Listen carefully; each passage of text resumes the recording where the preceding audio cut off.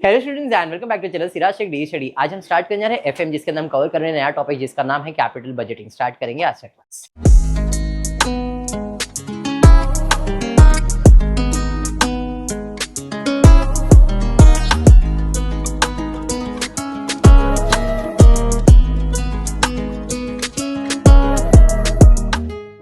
Start with the new topic capital budgeting. इसके पहले जो टॉपिक खत्म किया उसका नाम था कैपिटल स्ट्रक्चर, जिसमें NI approach, NOI approach, MM model किया था।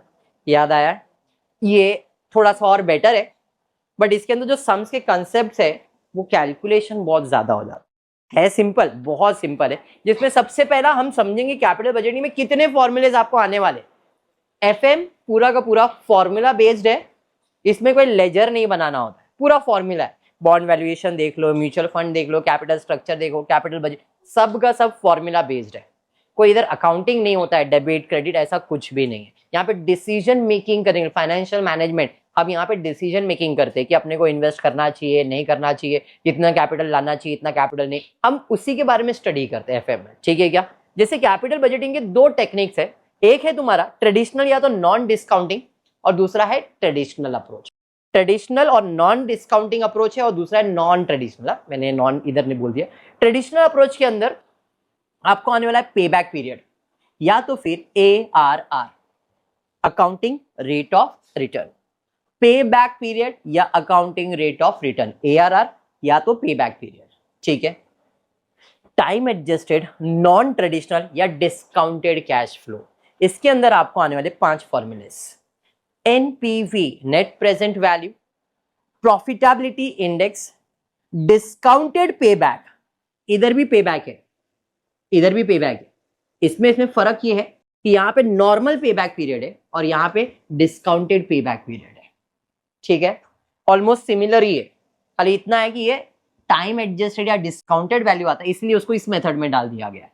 Internal rate of return, very important, IRR, internal rate of return very important ना, फिर बोल देता। IRR बहुत इंपॉर्टेंट है। मॉडिफाइड इंटरनल रेट ऑफ, दोनों सिमिलर है। जो भी आपको मेथड करवा रहा हूँ ये आपके टेक्स्ट बुक में अगर है, ऐसा लिखा है तो ठीक है, नहीं तो ये कॉपी कर लेना। ठीक है, मोस्टली शायद मैंने SY के बुक से कॉपी किया है कि TY, मेरे को आइडिया नहीं, जहां से भी अगर आपके टेक्स्ट बुक में है तो अच्छी बात है, नहीं है तो ये कॉपी करके रखो, आपको फॉर्मूला समझ में आ जाएगा। ठीक है क्या? है नहीं है ना? ठीक है, कोई नहीं, चलिए स्टार्ट करते हैं। अभी जो सम लिया जा रहा है ये SY BBI के टेक्स्ट बुक से लिया है मैंने, SY BBI टेक्स्ट बुक से लिया है। ठीक है, क्यों? क्योंकि आपके टेक्स्ट बुक में पेबैक के सम्स बहुत कम है, 1 या 2 सम ही दिया है खाली। तो कंसेप्ट को क्लियर करवाने के लिए मैंने दूसरे टेक्स्ट बुक को रेफर करने दिया यहां पे। ठीक है, हाँ, लाइट का वोल्टेज कम हो गया। ठीक है, तो मिंडा इंडस्ट्री, वेरी सिंपल, बहुत सिंपल सा सम एरिया, ऐसा लगेगा वाव वाला सम। ठीक है, Minda industry is envisaging an investment of 5 lakh रुपए, सोच रहे 5 लाख रुपए सुजग इन्वेस्ट करने का। ठीक है, अब पैसा इन्वेस्ट क्यों करते हैं? क्या बात है, वेरी गुड। क्या रिटर्न मिलेगा? ब्याज, interest, very good, which will yield annual cash flow of as follow. अब टोटल में जाने गए, फिर उसको इधर ध्यान दे। 5 लाख रुपए अगर मैं इन्वेस्ट कर रहा हूं तो मेरा आउटफ्लो कितना है रिया? अरे अफजल, नहीं सर, रिया याद आ गया, उधर देखा ना, रिया कैसे याद आ रहा है? तो 5 लाख रुपए रिया होता है कभी कभी। तो कितना खुश हुआ बेटा, बोलता है सीधा रास्ता भी गया मेरा, आओ मीना सुपर सीना गया। नहीं, जीना मिस का है पापा, कल ही बात हुआ इन लोग का। हाँ, अरे कल टाइम टेबल किसने भेजा? जीनल मिस को, इसी ने भेजा है, बराबर ना? इधर मेरे पास नहीं आता है मैसेज, लेकिन जीनल मिस छोड़ो भाई, वो लोग वीडियो देख रहे हैं। 5 लाख रुपए मेरा इन्वेस्टमेंट जाने वाला है, मतलब मेरा कैश आउटफ्लो कितना है? 5 लाख। तेरे होते हुए कोई और को 5 लाख रुपए कैश आउटफ्लो है, अब पैसे लगाऊंगा, मुझे रिटर्न आने वाला है, जिसे हम लोग कहते हैं कैश इनफ्लो।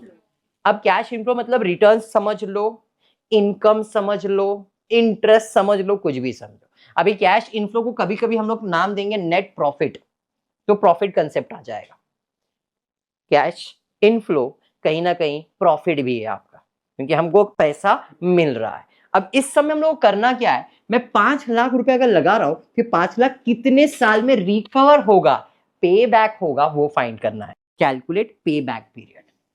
पे बैक पीरियड का मतलब होता है अगर आप 5 लाख लगा रहे हो तो 5 लाख कितने साल में रिकवर होगा, हमको वो फाइंड करना है। ठीक है, वो बोल रहे पहले साल में आपको 50,000 होगा पैसा रिटर्न, फिर 1 लाख तो 1.5 लाख हो गया, फिर 1,40,000 आएगा, 2,90,000 हो गया, 2 लाख आएगा, 4,90,000 हो गया। मतलब 4 साल में तो मुझे 4,90,000 मिल गया। तो मेरा पे बैक पीरियड कितना है, 4 और 5 साल के बीच में ही रहेगा, क्योंकि 5वें साल में 2 लाख रुपया मिला है, मुझे तो सिर्फ 10,000 ही चाहिए, 4,90,000 हो गया ना। तो मतलब 1 साल में 2 लाख रुपया मिला है मुझे, 1 साल में 2 लाख मिला, मतलब 12 महीने का 2 लाख है। तो पर मंथ का, पर डे का अगर निकालना है तो 10,000 कितने टाइम में होगा वो फाइंड करना पड़ेगा। डेज, मंथ, जो भी हो सकता है, सिर्फ 10,000 कितने मंथ में, कितने डेज में, वो फाइंड करना है। तो मेरा आंसर आएगा 4 ईयर्स, उतना मंथ या उतना डेज। सब समझा पे बैक पीरियड का क्या है, समझा कंसेप्ट पक्का। चलिए करना भी वही है। सबसे पहला ईयर लिख दिया भाई, जितने ईयर दिया, कैश इनफ्लो लिख दो। अब टोटल मारते हैं, 50 पहले साल में, 50 में 1 लाख ऐड किया, क्यूमुलेटिव ऐड किया, ऐड किया, ऐड किया, ऐड किया, समझ, आप पूरा ऐड कर दोगे, कोई इश्यू नहीं है। अब मेरे को मालूम है कि मेरा जो आंसर है टोटल चाहिए था 5 लाख, और मेरे को 4,90,000 और 6,90,000, मतलब मेरा आंसर इनके बीच में है। तो मेरा फॉर्मूला क्या है, पे बैक पीरियड का फॉर्मूला ईयर प्लस, ईयर मतलब कौन सा ईयर जो आपने सिलेक्ट किया वो ईयर, प्लस कैश कितना रिक्वायर्ड है, और अपॉन कैश इनफ्लो उस साल कितना हुआ है, इंटू 12। अब कुछ टीचर्स डिवाइड बाय 12 मतलब मल्टीप्लाई बाय 12 नहीं करते, वे टीचर्स इधर मल्टीप्लाई बाय 12 नहीं करते, खाली इतना ही लिखते, cash required upon cash inflow, इतना ही करते। इस केस में आप देखो कि मेरा ईयर तो 4 आ जाएगा, कैश रिक्वायर्ड कितना, 4,90,000 हो गया, कितना रिक्वायर्ड चाहिए, 10। कैश इनफ्लो कितना हुआ यहाँ पे, 5वें साल में, 5वें साल में कितना हुआ है, 5th ईयर इंपॉर्टेंट कितना है, 2। समझ में आया, इंटू 12, क्योंकि मेरे को उसको मंथ्स या डेज में कन्वर्ट करना है, बस इसलिए। समझा ये, हाँ कैसे, 2 लाख डिवाइड बाय 12 करूंगा, तो इधर डिवाइड तो ऊपर आएगा तो मल्टीप्लाई होएगा ना वो, क्योंकि 2 लाख पूरे साल का है ना, इसलिए मैंने मल्टीप्लाई बाय 12 किया। मैंने लॉजिक भी एक्सप्लेन कर दिया, डन है। तो इस हिसाब से 10, 2 और इंटू 12, इसको छोड़ दो, 10,000 डिवाइड बाय 2 लाख इंटू 12 कर दो, 0.6 मंथ्स, क्योंकि इंटू 12 किया तो मंथ्स हो गया ना। अरे समझा, 0.6 मंथ्स का मतलब क्या है, 15 दिन, एक मंथ भी पूरा नहीं है ना, 15 दिन भी नहीं, 18 दिन बोल सकता हूँ। 0.6 आधा नहीं है ना, आधा मतलब 0.5 होता है, पॉइंट से ज्यादा है मतलब 0.30 डेज होता है, 30 डेज। तो इसको मल्टीप्लाई बाय डेज करोगे तो कितना हो जाएगा, इंटू 30 करोगे तो 18 दिन आ ही जाएगा। तो 4 साल 18 डे, या तो 4.6 मंथ्स लिखो तो भी चल जाएगा। तो 4 ईयर 0.6 मंथ या 4 ईयर 18 डेज। कंसेप्ट क्लियर हो गया। पे बैक 4.6 ईयर्स नहीं लिख सकते हो, 4.6 ईयर्स का मतलब क्या आएगा, 4 ईयर एंड 6 मंथ्स हो जाएगा। आप 4.06 मंथ्स लिख सकते हो, 4.06 मंथ्स लिखोगे तो चल जाएगा, 4.6 लिखा तो रॉन्ग हो जाएगा। क्लियर हुआ। अगर आप इधर 4.6 लिख देते हो मतलब 4 ईयर 6 मंथ्स, जबकि ये 6 मंथ्स नहीं है, 0.6 मंथ्स। आई होप ये क्लियर है, पक्का। बस यही करना है, पे बैक पीरियड इतना ही है, दिस इज पे बैक पीरियड, इतना सा पे बैक पीरियड। जैसे इस क्वेश्चन, और ये सब सम आपके रियल, आज जो लेक्चर ले रहा हूं ये आपके टेक्स्ट बुक में नहीं है, ठीक है, बट कंसेप्ट ऑफ पे बैक आपके टेक्स्ट बुक में है। 1 या 2 सम डाला हुआ है, छोटा सा सम डाला है, ज्यादा नहीं डाला है, इसलिए मैं पे बैक इधर से क्लियर करवा रहा हूं। A project under construction has the following expected cash flow right now in the year 0। Year 0 मतलब आज, प्रेजेंट में कितना पैसा लगा रहा हूं, तो देखो 0 ईयर में कितना है, -15, मतलब कैश आउटफ्लो कितना है, 15,000। अब 15,000 लगाने के बाद 5 साल में मुझे पैसा मिल रहा है, बोला गया है कैलकुलेट पे बैक पीरियड। 7 और 6 13, 13 और 3 16, तो मेरा आंसर 2 और 3 के बीच में ही आएगा। चलिए चेक कर लेता हूं, ये सब तो चिंदी काम है, पक्का फॉर्मूले पे। तो मेरा आंसर जो आएगा 15,000 है, मतलब इधर 13,000 हुआ है, तो 2 ईयर तो फिक्स हो गया, बराबर है, तो इधर 2 ईयर हो गया, 13 हो गया है, 15 के लिए और कितना पैसा चाहिए, 2,000, और तीसरे साल में आया कितना है, 3,000, तो यहाँ पे आ जाएगा 2,000 डिवाइड बाय 3,000 इंटू 12। अरे समझा, कितना आ रहा है, 7.999, ऑलमोस्ट 8 मंथ्स। तो यहाँ पे 2 ईयर 8 मंथ्स कहा जाएगा, 2.8 लिखा तो भी चल जाएगा। इधर फर्क समझ में आया, यहाँ पे डेज में क्यों नहीं किया, क्लियर है। 8 महीना पूरा कंप्लीट आया ना, मंथ्स ही आया ना, 1 मंथ 2 मंथ 3 मंथ, मंथ आया, ये 0.8 होता तो ये डेज में कन्वर्ट करते, इंटू 30 करते तो 24 डेज हो जाता। 0 पॉइंट में आता ना आंसर, 0 पॉइंट मतलब वो डेज में आप कन्वर्ट कर सकते हो, 1 1.2 1.3 1.5 आ रहा है तो 1 ईयर 2 डेज 3 डेज 4 डेज ऐसा भी लिख सकते हो आप।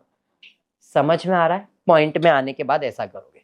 बढ़ते, 2 मशीन दे दिया, यहाँ पे सेम चीज है, कैलकुलेट करने बोला है पे बैक पीरियड। क्वेश्चन में क्या दिया है, Shobhit limited is considering a purchase of machine, इसको मशीन खरीदने का है, 2 मशीन है, मशीन ए और B, available at a cost of 1,20,000 each, दोनों का कॉस्टिंग 1,20,000 है, मतलब दोनों का कैश आउटफ्लो कितना है, 1,20,000 है। अर्निंग, अब देखो कैश इनफ्लो नहीं दिया है, क्या दिया है, earning after tax but before debt, very important. जब भी आप अर्निंग्स लेते हो तो ये आफ्टर टैक्स होना चाहिए बट बिफोर डेप्रिसिएशन। अभी आफ्टर टैक्स बिफोर डेप्रिसिएशन कैसे फाइंड करते हैं, सबसे पहला earning before interest and tax होता है, earning before depreciation before tax सब होता है, तो पहले उसमें डेप्रिसिएशन माइनस करते हैं, फिर टैक्स माइनस करते हैं, तो मुझे मिलता है नेट प्रॉफिट आफ्टर टैक्स, उसमें हम टैक्स माइनस करेंगे तो मिलेगा नेट प्रॉफिट आफ्टर टैक्स। इसके अंदर फिर से ऐड करना पड़ेगा डेप्रिसिएशन, तो जो प्रॉफिट आता है उसे कहते हैं earning after tax but before depreciation. अब सर डेप्रिसिएशन जब ऐड ही करना तो माइनस क्यों कर रहे हैं, जब टैक्स की बात करेंगे तो टैक्स में अगर मैं डेप्रिसिएशन माइनस नहीं करूँ तो टैक्स ज्यादा भरना पड़ेगा, इसलिए पहले डेप्रिसिएशन माइनस करेंगे, टैक्स कम हो जाएगा, और फिर बाद में डेप्रिसिएशन को हम ऐड करते हैं। समझा भी, इसलिए पहले डेप्रिसिएशन माइनस टैक्स माइनस, बाद में डेप्रिसिएशन ऐड करेंगे। इधर ऑलरेडी वैसा दिया हुआ है, अगर नहीं दिया रहता तो हमको earning after tax before depreciation find करना पड़ता। समझा क्या बोल रहा हूं, हाँ या नहीं, पक्का, डन। अब कुछ नहीं है, दोनों मशीन का प्रॉफिट दिया है, क्या करने बोला है, पे बैक मेथड, सिंपल सा है। मशीन ए के लिए चले जाते, कितने साल दिया, 5 साल। कैश इनफ्लो मतलब earning before interest, sorry earning after tax before depreciation, 50 40 30 20 और 20, बराबर है। क्यूमुलेटिव 50,000, कितना पैसा चाहिए, 1,20,000, 50 90 1,00,000 आ गया, 1,20,000 कितने साल में, तो इसका आंसर क्या है, डायरेक्टली इसका आंसर 3 इयर्स। क्यों फॉर्मूला अप्लाई नहीं किया, 1,20,000 चाहिए था, 1,20,000 3 साल में मिल गया ना, तो पेबैक पीरियड 3 साल हो गया ना, तो इधर मंथ ईयर कुछ डालने की जरूरत है क्या, सम क्लियर हो गया। सेकंड पे जाते हैं, ईयर दिया हुआ है 5 साल, इनफ्लो ले लेते हैं, कितना है 20 30 50 40 40, 20 30 50 40 40, 20 50 1,00,000 1,40,000, मतलब 1,00,000 और 1,40,000 के बीच में मेरा आंसर। तो 1,00,000 कौन से ईयर में हुआ है, 3rd ईयर में हुआ है, तो 3rd ईयर तो रहेगा ही, 1,00,000 हुआ है और 20,000 चाहिए, डिवाइड बाय इधर कितना इनफ्लो है 40 इंटू 12। अरे समझाइए, 6 मंथ्स आ रहा है, पॉइंट में नहीं आया ना, तो 6, तो 3 ईयर 6 मंथ, तो 3.6 ईयर्स। सम क्लियर हो गया, पक्का। चलिए last sum for the day wind up कर देंगे। रिया बराबर, last sum, Riya last sum, yes. क्या दिया है जरा देखते, total cost of personal computer including installation amount of ₹2,01,00,000। मैंने कंप्यूटर में ऐसा इन्वेस्ट किया है, कितना पैसा इन्वेस्ट किया है, 1,00,000 रुपए। This is to be use for commercial purpose and the net profit after providing depreciation on straight line at 12.5% per annum for the machine is expected to be 15,000 per annum. मतलब हर साल मेरा profit after depreciation, after providing depreciation, मेरा profit कितना है? 15,000. The net profit is subject to income tax. कितना percent?